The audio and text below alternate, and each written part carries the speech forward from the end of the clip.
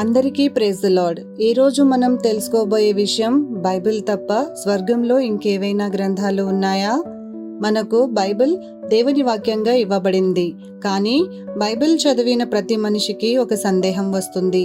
ఇది మాత్రమేనా స్వర్గంలో ఉన్న గ్రంథం, లేక ఇంకా వేరేవైనా ఉన్నాయా?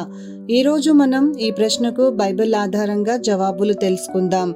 బైబిల్లో చాలా చోట్ల పుస్తకాలు లేదా పత్రికలు ఉన్నాయని స్పష్టంగా చెబుతుంది. ఉదాహరణకు దాని ఆధారాలు: దానియేలు 7:10 న్యాయము కూర్చుండెను పుస్తకములు తీయబడినవి. ప్రకటన గ్రంథం 20:12 పుస్తకములు తెరవబడినవి, జీవగ్రంథమును కూడా తెరిచిరి. ఈ వచనాల ద్వారా మనకు తెలియవచ్చింది, స్వర్గంలో ఎన్నో పుస్తకాలు ఉన్నాయి. ఇది బైబిల్లో ప్రత్యేకంగా ప్రస్తావించబడిన అత్యంత ముఖ్యమైన పుస్తకం. ఈ గ్రంథంలోనే యేసును విశ్వసించిన వారి పేర్లు రాయబడి ఉంటాయి. ఫిలిప్పి 4:3 జీవగ్రంథంలో ఉన్నవారు, ప్రకటన 21:27 ఆగ్రహమునకు పాత్రులైన వారు ప్రవేశించరాదు, జీవగ్రంథంలో పేరున్నవారే ప్రవేశిస్తారు. మలాకి 3:16 యెహోవాను భయపడువారు, యెహోవా తన సముఖమందు జ్ఞాపక గ్రంథమును రాయించెను. ఇది యెహోవా భయంతో జీవించిన వారి క్రియలను గుర్తుపెట్టుకునే పుస్తకం. బైబిల్లో నేరుగా పాపాల గ్రంథం అన్న పదం లేదు, కానీ ఇర్మియా 17:1 లాంటి వాటిలో మన పాపాలు రాయబడి ఉన్నట్టు చూపుతుంది. ఇది దేవుడు ప్రతి పనిని, మాటను లిఖిస్తాడని సూచిస్తుంది. ప్రసంగి 12:14 దేవుడు ప్రతి క్రియను న్యాయస్థానంలో తీసుకుని వచ్చును. దేవుడు అనేక అంశాలను నమోదు చేసుకుంటాడన్న భావన బైబిల్లో చాలా చోట్ల ఉంటుంది. మన మాటలు మత్తయి 12:36, మన కర్మలు 2 కొరింథీయులు 5:10, మన విశ్వాసం, ప్రార్థనలు, సేవలు. అంటే స్వర్గంలో ఉన్న పుస్తకాలు జీవగ్రంథం, జ్ఞాపక గ్రంథం, తిట్టుల గ్రంథం లేదా దోషాల లేఖన, దేవుని ఆదేశాల గ్రంథాలు. రండి ఒక కథ ద్వారా ఇంకా లోతుగా తెలుసుకుందాం. ఒకసారి సీమోను అనే ఓ యువకుడు ఉండేవాడు. చిన్ననాటి నుండి బైబిల్ చదవడం అలవాటు, కానీ అతనికి ఎప్పుడూ ఒక సందేహం ఉండేది.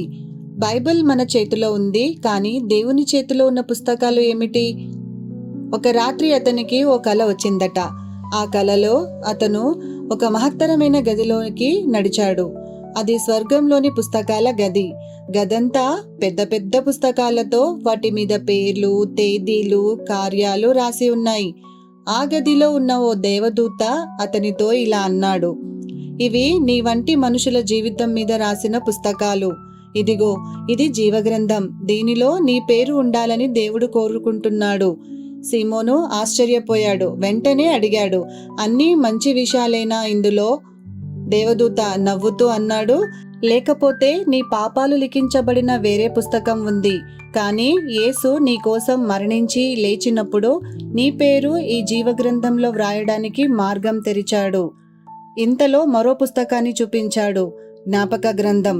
దీనిలో సీమోను చేసిన చిన్న ప్రార్థనలు, ఎవరినైనా ప్రేమగా చూసిన చూపులు, ఎవరికైనా తినేందుకు ఇచ్చిన తినుబండారాలు, ఇవన్నీ రాసి ఉన్నాయి. సీమోనుకు భయము పుట్టింది.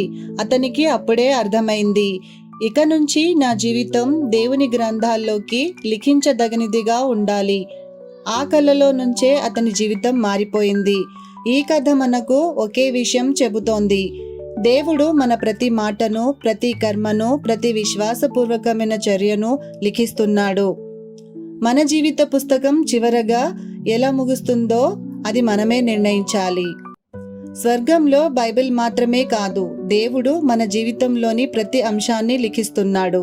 మనం ఈ భూమిపై ఎలా జీవిస్తున్నామో ఆయన ముందే రాసుకుంటున్నాడు. మన పేరు జీవగ్రంథంలో ఉండాలంటే మనం యేసునందు విశ్వాసం పెట్టాలి. ఇదే శాశ్వతమైన గ్రంథంలో స్థానం పొందే మార్గం.